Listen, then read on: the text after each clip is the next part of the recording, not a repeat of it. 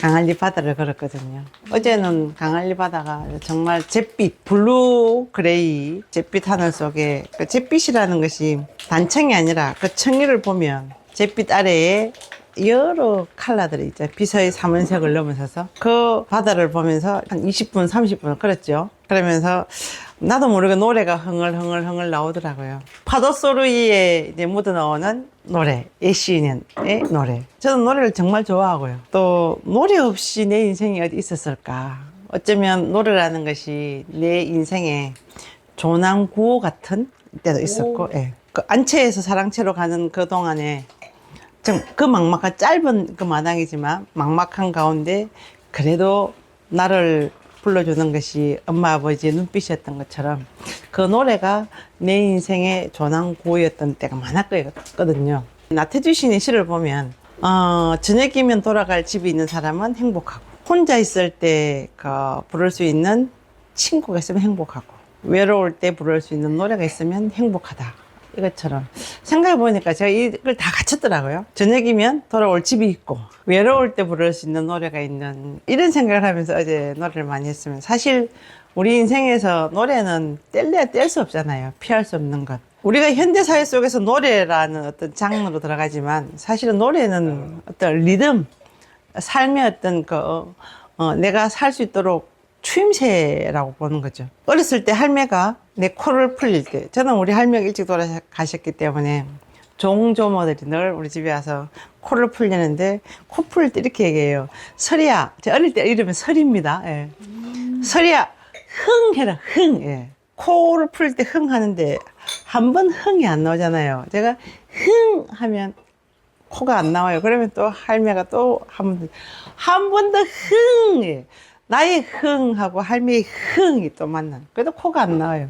또 한 번 더 흥 하면, 예. 내가 그때는 밑에서부터 온 힘을 다해서 흥 하거든요. 온 힘을 다해서 흥 하고, 우리 할매가 또 흥 해라 할 때, 이게 처음의 흥과 세 번째 흥은 장단이 다르고 고저가 다르고, 어깨의 높낮이가 다르고, 할매가 처음 매겼던 앞선 소리 흥하고, 내가 뒤따라가는 코소리 흥하고 이 다르잖아요. 이게 노래고 가락인데 우리는 늘 노래나 가락을 하나의 어떤 큰 형틀 속에 들어가기 때문에 우리 일상하고 먼 것으로 나와는 먼 개념을 생각했던 것이 있지 않았나. 우리는 살아가는 매 순간 태어나서 지금껏 살아오는 동안 이 리듬과는 뗄래야 뗄 수 없는 불가분의 게 있었음에도 불구하고 노래는 가수들이 하는 것이다. 또 나는 노래에 소질이 없어 이렇게 하는 경우가 참 많았다는 거죠. 인간이 태어나면서 지금까지 오는 동안 생존이라는 것은 노동 혹은 사냥 혹은 어로인데 이 어부들이 그물을 당길 때 이게 곱상한 현대의 서울 억양으로 하면은 힘이 안 들어갑니다. 영차 하면 힘이 안 들어가잖아요. 아씨 영차 이렇게 해야지 힘이 들어가는 거예요. 이게 센소리와 된소리와 단음과 장음 여기에서 단전을 끌어올리는 이 리듬이야말로 생의 가장 근본에서 나를 지탱하는 힘이 아닌가. 이것을 우리는 노래라는 측면 들어가 보면 그 시대 한 시대를 살아냈던 사람들이 생을 지탱하기 위해서 다 같이 공동체로 힘을 주고 끌어달리고 했던 그것이 우리의 공동체의 생존을 했다면 이것이 오늘 얘기하는 매스미디어가 생각하는 퍼블릭 송 아닌가 이 생각을 많이 했습니다. 많은 이제 대중문화 연구가들이 대중가요를 정의하기를 특정 시대에 한 시대를 살아가는 사람들이 보편적 정서, 희노애락을 표현했던 것이 대중가요라 얘기를 하고요. 그래서 무비판적으로 수용할 수 있는 것이 대중가요라고 하는데 이거는 너무 사전적인 의미인 것 같고 저도 이제 60까지 이제 살아와 보니까 가요라는 것은 노래라는 것은 우리가 노래라는 관념 속에 들어가면 도레미파솔라시도 혹은 궁상각치호가 들어가지만 내 생의 어떤 활력이 되고 바닥이 되고 때로는 막 죽고 싶을 때 예. 마지막으로 아씨 죽을까 말까 아이씨 죽을까 말까 아이씨 이게 3도가 될 수 있거든요. 도레미 죽을까 말까에 지역별로. 예. 시도 가능성이 있게. 예. 그래서 이런 어떤 그 삶의 가장 절박한 순간 속에서 내 스스로, 내 단전이 밀어올리는 어떤 뉘앙스, 어떤 제스처, 삶의 어떤 흔들림, 이게 리듬이, 나의 리듬이 돼서 이 보편적인 리듬이 이 사람 저 사람이 모였을 때 만들어지는 것이 저는 어떤 가락이 아닌가. 그러니까 노래보다는 가락을 중시하는 거죠. 저는 이제 시골에서 경지 정리가 되지 않는 시골에서 성장했기 때문에 사실은 구불구불한 논두렁을 걸었거든요. 근데 그 논두렁은 요즘 아스팔트처럼 바로 갈 수가 없어요. 툭 무너지고 툭 무너지고 툭 무너지고, 아무리 균형 잡으려고 해도 구불구불하니까 잠시 방심하면 무너지니까 여기에서 춤 사이가 나오고, 이 춤 사이 속에서 하다 보면 리듬이 나오고, 그러니까 이런 리듬 혹은 가락, 이것이 우리가 지난번에 태백산맥과 소백산맥이 아우러지는 그 가운데 부석사를 갔지만 일광과 13정맥이라는 그 가운데 속에서 산맥이 넘출거리는 걸, 이것이 모두 우리의 어떤 정서에 다가와서 가락을 만들지 않았나. 이것이 대중가요라고 저는 생각해요. 우리나라의 대중가요의 효시를 많은 분들이 윤심덕의 사회참미 이후라고 하는데, 저는 좀 더 이전으로 보는 이유가 삼국시대 때 신라의 선덕여왕 때 양지라는 스님이 있었거든요. 이 스님이 선덕여왕이 왕이 오르고 국책사업으로 처음으로 영묘사라는 오늘날 국립현충원 같은 이런, 지금까지 이 신라라는 나라를 위해서 싸우다 죽어간 모든 영령들을 위로하는 영혼 위로처 국립현충원 같은 절을 짓거든요. 그게 이제 영묘사인데, 이 영묘사라는 사찰을 지으려면 국책사업이기 때문에 세금이 들어가잖아요. 나라의 고가는 한계가 있고, 그러면은 이 재물을 많이 가지고 있는 지인골 성골들이 시주를 해줘야 되는데, 그럼 이 시주를 어떻게 받아줄 것인가? 그때 등장한 양지스님이라는 사람이 있습니다. 요즘 이제 지금 폐사지가 됐지만 석장사지를 주지로 있었던 석양지. 이 양지스님이 이게 자료가 긴 이 석장에다가 탁 그 시주해볼 만한 집에 자루를 던지는 거예요. 그 집 앞에 가서 요령을 흔드는 거죠. 그러면 내 집 앞에 양지가 던진 자루가 오면 시주를 해야 되는데, 근데 그 방법이 좀 특이합니다. 이 집에서 나올 수 있을 만큼 나와야 되는데 감추고 덜 나왔다, 안 갑니다. 이 자루가 계속 네가 낼 수 있는 만큼 내라, 요령을 흔드는 거죠. 그렇게 해서 이제 기본적인 세금을 만들고 자금을 만들고, 그 이후에는 노동은 결국 사람이 해야 되니까. 근데 우리가 살아가면서 내 생활도 살아가기도 급급한데 국책사업이 동원되면 불만이 생기잖아요. 그때 처음으로 만든 게 우리나라의 노동요. 노동을 할 때 부르는 노동요만. 근데 야, 우리가 이 노동할 때 뭐 잘 살아보서 이거 한다 이렇게 되면 기분 나쁘잖아요. 그래서 그때 뭘 하냐면 공덕가를 만들면, 공덕가. 노동을 할 때 이 노동은 그냥 단지 나의 어떤 노동력을 바치는 것이 아니라 공덕을 쌓는 것이다. 우리나라 최초의, 저는 그 노동요이긴 하지만 이거 최초의 대중가요로 하는 것이, 그 노동요 공덕가를 만들고 난 뒤에 많은 사람들이 영묘사를 짓거든요. 그 시대를 살아가는 사람들의 희노애락을 담아서, 그래 네 힘든 거 안다, 그러나 지금 요것을 하고 나면 다음 때에는 후대가 좋아지니까, 이렇게 공덕에 대한 얘기를 하는 거죠. 오다. 예, 모래 한 줌, 돌 한 줌, 기와장 한 줌 나르면 이것이 공덕을 쌓는 것이다. 이 땅의 모든 부모들은 나는 비록 지금 힘들지라도 내가 기와장 하나 옮겨서, 내가 모래 하나를 옮겨가지고 혹은 흙 한 줌 옮겼을 때 내 후손들이 뭐 당대 밖에 그 다음 때 내가 보이지 않는, 한 번도 보지 못했던 그 먼 후손들이 행복하다면, 내 지금 뭐 힘들더라도 공덕 쌓지, 이게 이 땅의 부모들의 심정이거든요. 이 부모들의 심정을 그대로 반영해서 공덕가를 만드는 것이 최초의 노동요. 저는 이 최초의 노동요인 공덕가를 대중가요 효시로 보는 거죠. 왜냐하면 그 시대에, 당대에 사람들이 무비판적으로 수용해서, 그래, 그렇다면 내 공덕 쌓아야지. 가자. 돌 한 장 기어가자. 기호 한 장 올리자, 이거. 예.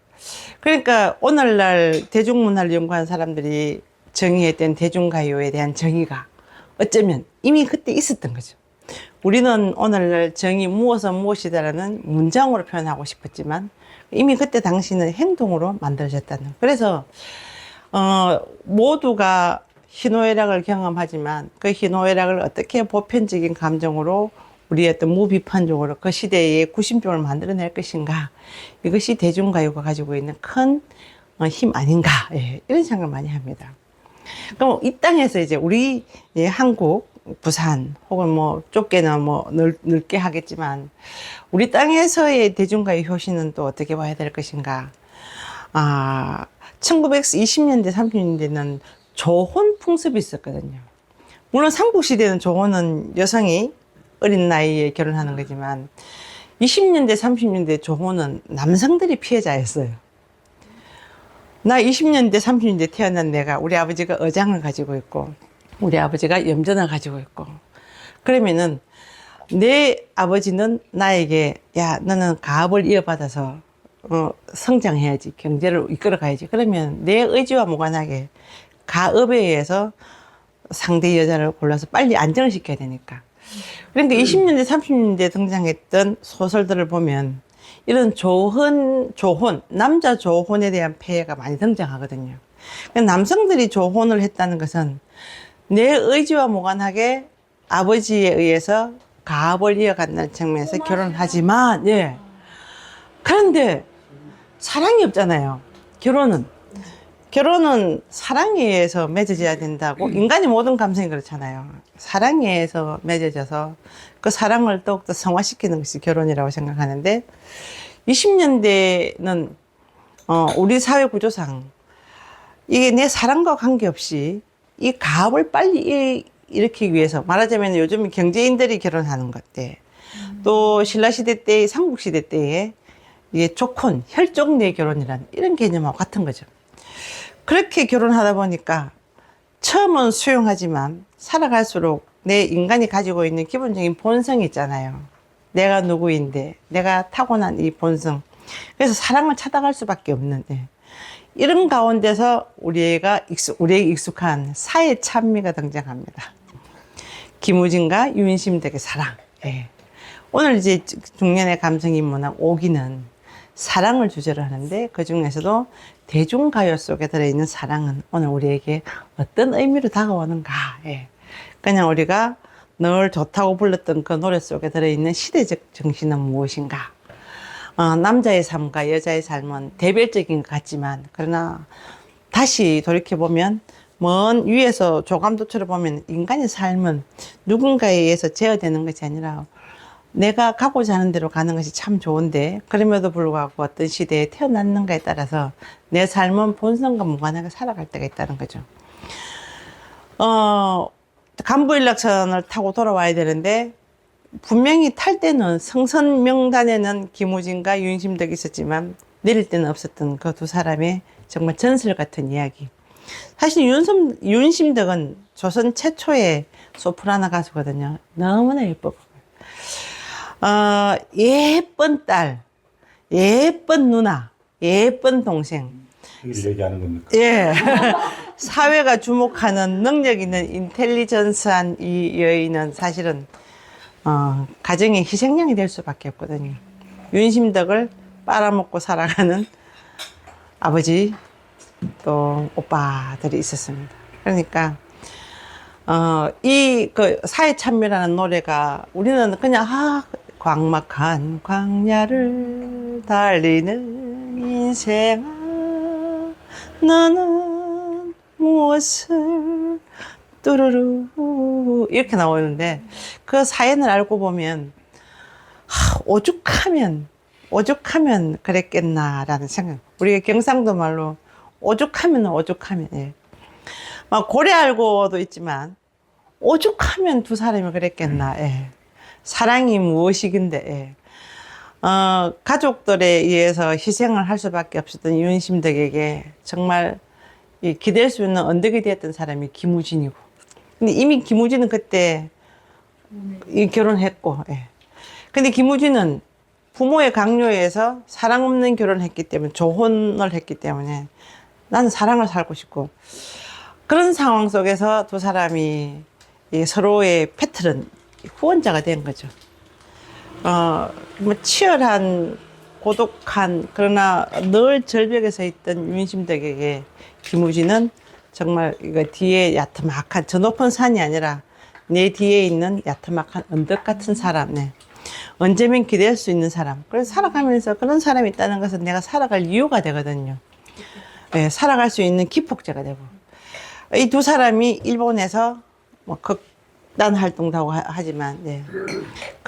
우리가 알고 있는 그 사회찬미는 원래는 그 레코딩에 없는 노래인데, 윤심덕이 이 레코딩 하고 싶다 해서 했던 노래가 그 사회찬미거든요. 돌아오는 길에 돌아왔을 때 두 사람이 어차피 같이 할 수 없다면, 저는 제가 지금 21세기에 살고 있었지만, 그 20세기 초반에 윤심덕과 김우진의 상황 들어간다면, 저도 윤심덕 같은 선택을 할 것 같아요. 돌아가서 정말 절박하게 내 생을 사랑하는 한 사람으로서, 사랑하는 사람 만났을 때 돌아가서 사랑이 영위되지 않는다면 차라리 죽음을 통해서 같이 가고 싶다. 뭐 이런 마음 누구나 가지지 않겠습니까? 네.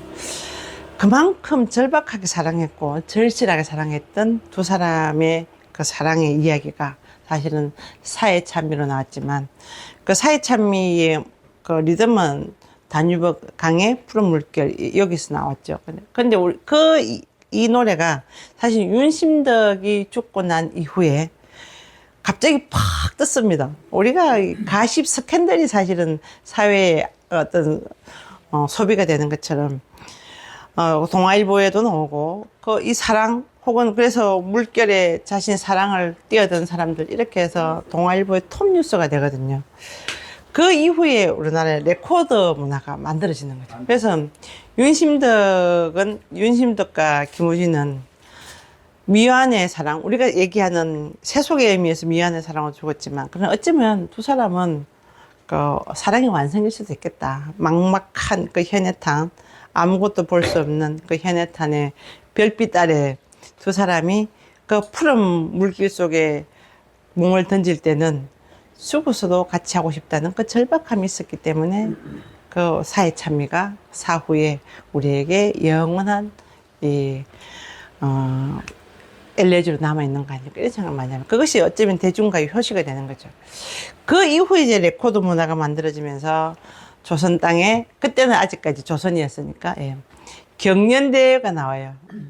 그래서 지구 레코드사 전신이게 되는 거죠. 전신. 그때 이제 레코드 문화와 경연 문화가 등장하면서 요즘 얘기하는 무명전설처럼 남인수 이런 사람들이 이제 처음으로 어떤 경연대회에 등장하는 거죠. 운다고 옛사랑이 오리오 많은 운다고 옛사랑이 오리오 많은 눈물로 달래보는 그 슬픈 니만 고요히 창을 열고 달빛을 보니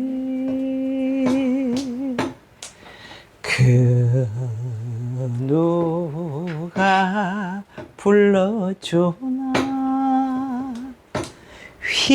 휘바람 소리. 결국은 이제 애수의 소야곡도 사랑이잖아요. 사랑.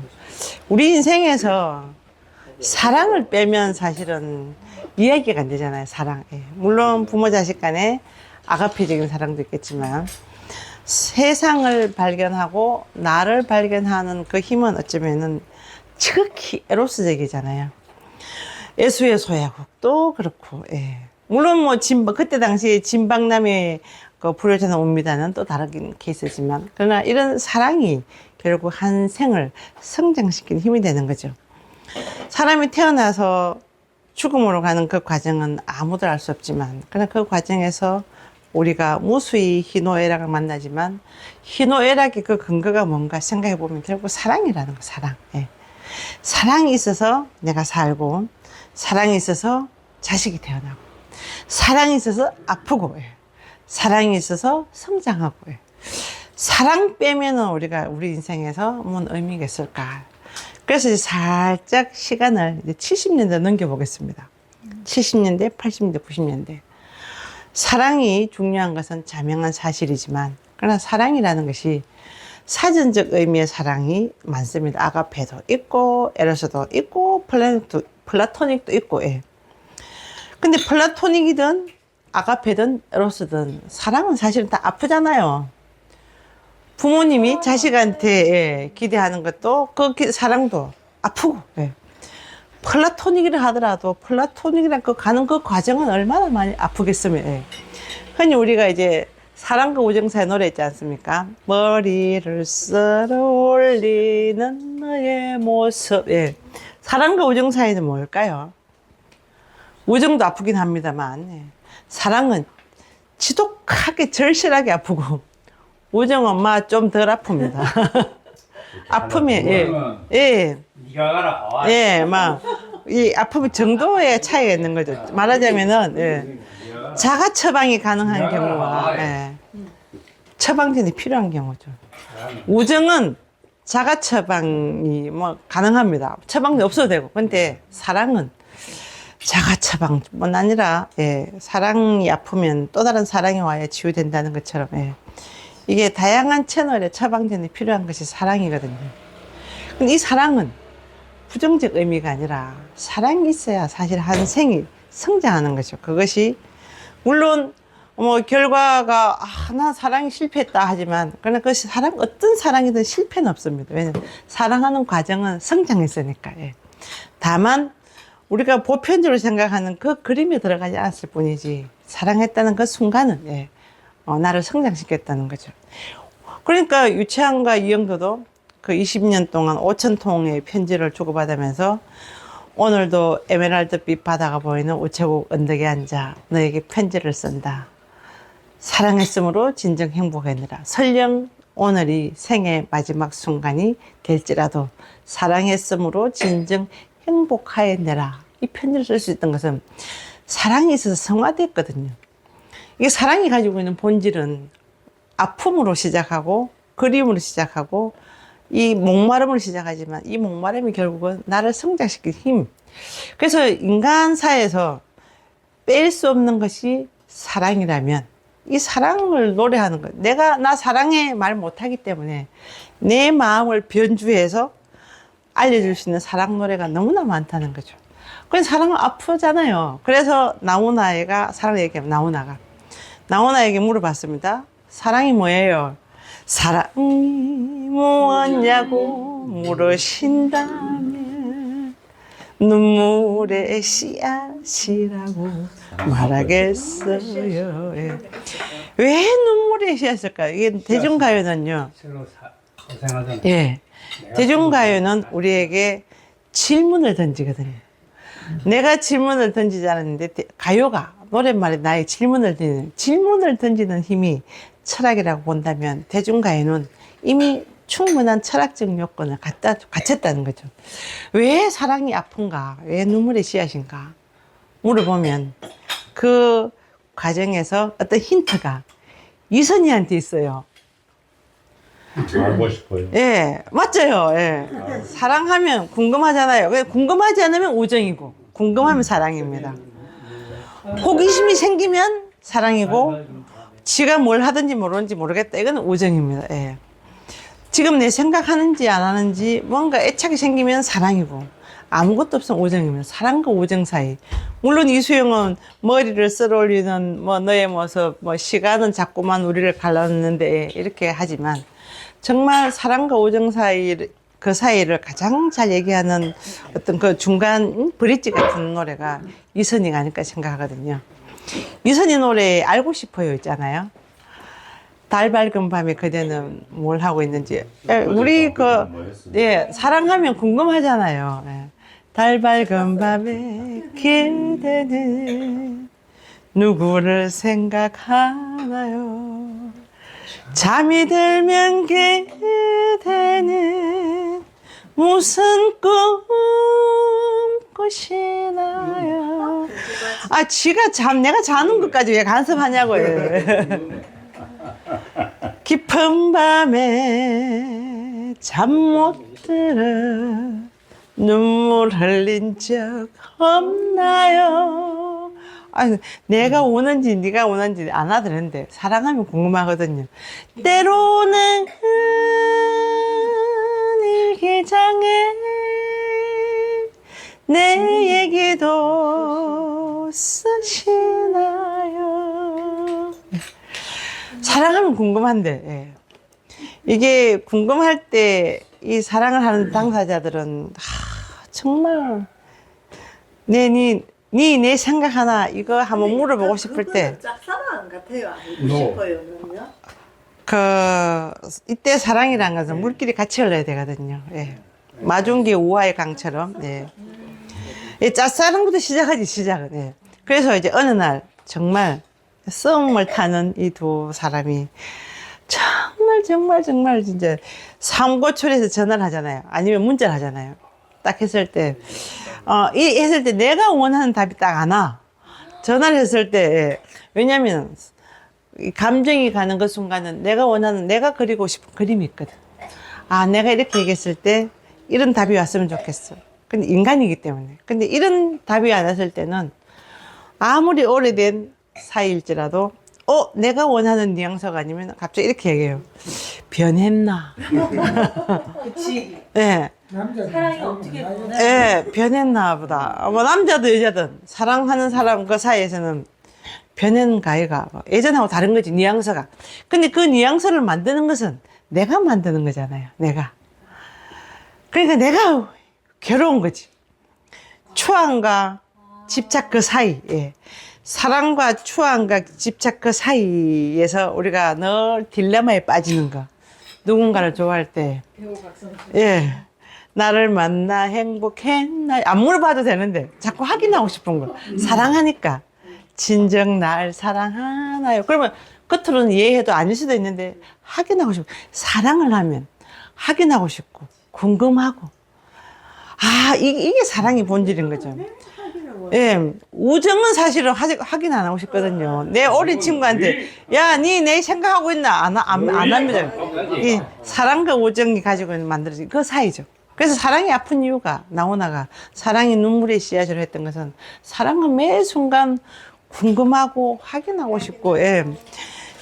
내 지금 생각하고 있는지 없는지, 예. 나는 A라고 얘기해도 물어보는 상대가 B라는 답을 프레임을 원하면, 거기 들지 않으면, 식은 것 같아요. 이렇게 되잖아요. 그때 울는 거죠. 왜냐하면 외로워지니까. 외로움과 고독의 차이가 여기서 나오는 거예요. 외로움은 상대에 의해서 내가 만나는 감정이고, 고독은 순순히 내 안에 있는 나하고의 대결이면, 예. 외로움도 그렇거든요. 상대적인 것. 예를 들어서, 외로움은 상대가 나에게 주는 어떤 뉘앙스에 의해서 내 감정이 증폭을 하기 때문에, 코스피처럼, 예. 이게 비교 대상이 없어야 되는데, 외로움은 항상 엊그제의 그 순간과 그 지난 과거하고 비교하거나, 예. 내 감정하고의 비교를 하거든요. 그러니까 고독과 외로움은 완전히 천장지차가 되는 거죠. 근데 우리는 늘 외로움 때문에 괴로운 것이지 고독 때문에 괴롭진 않거든. 확인하지 않으면 되는데, 확인하는 그 순간부터 내가 괴로워지는 거죠. 예. 그게 사실은 이제 사랑의 본질일 수밖에 없는 거예요. 근데 이 순간 또 심수봉이 기가 막힌 얘기를 합니다. 나훈아의 사랑의 눈물이 씨앗이 이선희의 근거를 둘 때 심수봉이 이렇게 해요. 그럼에도 불구하고 사랑했다는 그 순간은, 어제는 울었지만 오늘은 당신 때문에 내일은 행복할 거야. 네. 사랑한다는 그 자체, 예. 사랑한다는 것만으로 내 생이 영이 되는 것. 예. 이야. 사랑은 사랑 그 자체로서 나를 행복하게 하는 것이지, 예. 사랑은 상태라는 거죠. 그럼 우리가 사랑을 하는 상태로 있으면 이 세상 아름다운 게 없고 미운 게 없는 거예요. 늘 굳어있던 한 사람의 표정이 갑자기 입꼬리가 관자놀이까지 걸린다. 그 사람 속에 사랑이 있어서 그렇습니다. 사랑을 할 때는 이 세상 어떤 것도 아름답지 사랑을 할 때 전쟁을 하지 않거든요. 물론 뭐 이게 그 파로스하고 헬레나하고의 관계는 또 다르긴 하지만 그 사랑 때문에 결국은 트로이 전쟁이 일어났죠. 그러나 그거는 어떤 큰 전쟁사적인 욕망이라는 측면이고, 그러나 지극히 우리에게 돌아보면 사랑할 때만큼 행복할 때가 없다. 사랑하면 꽃도 더 예쁘고, 예. 내 안에 분노가 차 있으면 꽃도 이쁘게 안 보이는데, 사랑할 때는 꽃도 아름답고 먼지도 아름답고 개가 짖는 소리도 세레나데 들리고, 예. 모든 것이 아름다울 때가 사랑할 때거든요. 근데 이 간혹 이 사랑은 아픔을 주고 늘 해피엔딩 하고 싶지만 또다시 새로운 사랑, 왜냐하면 이 에로스적인 사랑, 아가페와 달라가지고 그 우리가 흔히 이제 가십거리로 새로운 사람, 네, 남자는 늘 집에 있는 나의 안식처보다는 새로운 안식처를 꿈꾸는 것처럼 인간 욕망이 그렇거든. 새로운 사람, 예, 뉴 노멀한 거, 뉴 페이스, 이렇게 대한 호기심을 가진다는 거죠. 근데 그 호기심이 사실은 때로는 감각적인 이 정서가 나에게 지극히 아픔을 주기도 한다는 거죠. 양희은의 노래 중에 이게 있잖아요. 사랑 그 쓸쓸함에 대하여. 예. 아, 예. 한 사람을 향해서 온전히 나의 생을 쏟고 나면 더 이상 사랑이 오지 않거든요. 사랑을 할 때, 우리가 사랑을 할 때는 이가 내 생에 마지막 사랑인 것처럼 사랑하지 않습니까? 다시는 사랑하지 않을 것처럼. 물론 20대의 사랑은 다릅니다만, 적어도 우리가 60을 살아가는 우리 중년의 사랑은 이제 이 사랑이 생의 마지막 사랑이다 라고 생각하잖아요. 처음의 사랑일지라도. 다시 또 누군가를 만나서 사랑을 하게 될 수 있을까? 그럴 수는 없을 것 같아. 도무지 알 수 없는 한 가지, 사람을 사랑하게 되느니 참 쓸쓸한 일인 것 같아. 예. 사랑을 할 때만큼은 남겨놓지 않잖아요, 우리가. 이 순간은 나의 온 생을 다 쏟아서 다시 태어나지 않아도 좋을 만큼 그 순간을 영원처럼 걸어가는 것이 사랑할 때. 더군다나 우리가 중년이라는 이 시기를 살아왔을 때는 저마다의 굴곡진 생을 징검다리를 걸어와서 정말 이 따뜻함, 뒷동산의 언덕 같은 사람을 만났을 때는 이 사람이 생의 마지막인 것처럼 순간순간을 나의 모든 걸 다 쏟아놓잖아요. 사랑이 끝나고 난 뒤에는 이 세상도 끝나고, 사랑이 끝나면 이 세상 끝나는 거예요. 사랑이 그런 것 같습니다. 사랑은 그 순간 나의 모든 영혼을, 지금까지 살아온 모든 것을 다 쏟아버리기 때문에 그 순간이 끝나면 내 인생도 없게 되는 거죠. 정현종 시인이 사람이 온다는 것은 그의 과거와 그의 현재와 미래가 온다는 거 했던 것처럼, 적어도 우리에게 사랑이 온다는 것은 그 한 사람의 과거와 현재와 미래까지, 그 사이사이 희노애락까지 나에게 올 때 그 사랑을 온전히 다 받아주잖아요. 그래서 사랑을 할 때 문학이 완성되는 거죠. 제가 어제 강할리 바다를 걸으면서 옛 시인의 노래를 한번 불러봤습니다. 1절을. 예. 이 노랫말이야말로 우리 사랑의 정점이 어딘가를 알려주더라고요. 제가 이게 잘하는 노래지만, 예, 더 분위기 있게 옛 시인의 노래를 1절 한번 해보겠습니다. 이 노래가 왜 우리에게 그토록 가슴을 울리는지, 사랑의 완결판인지는 끝나고 하겠습니다. 마른 나무 가지에서 떨어지는 작은 잎새 하나, 그대가 나무라 해도 내가 잎새라 해도 우리 뒤에 사이엔 아무것도 남은 게 없어요. 그대가 나무라 해도 내가 잎새라 해도 좋은 날이 시인의 눈빛 되어 시인의 가슴이 되어 아름다운 사연들을 태우고 또 태우고 태웠었네. 루루루루 귓가에 맴도는 낮은 휘파람 소리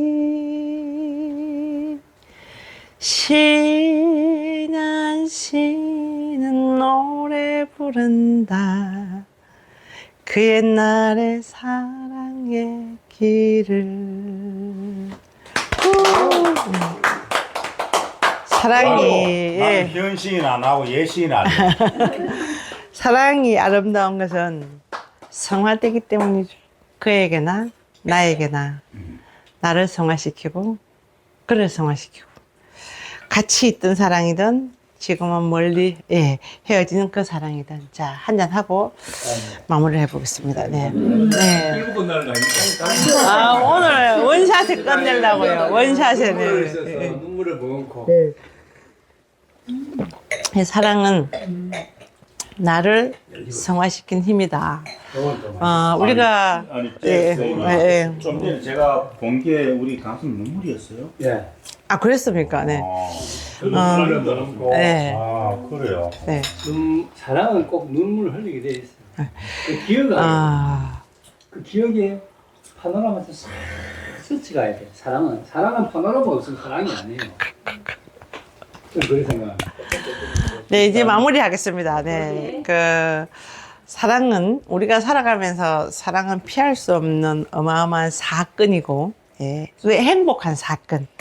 근데 이 사건은 중요한 거는 나를 성장시키고 성화시킨다. 우리 삶을 성화시키는 것. 그것이 아픈 사랑이었던, 아프지 않았던 사랑이었던, 사랑이란 것 자체는 숭고한 것이고 위대한 정의이다. 예.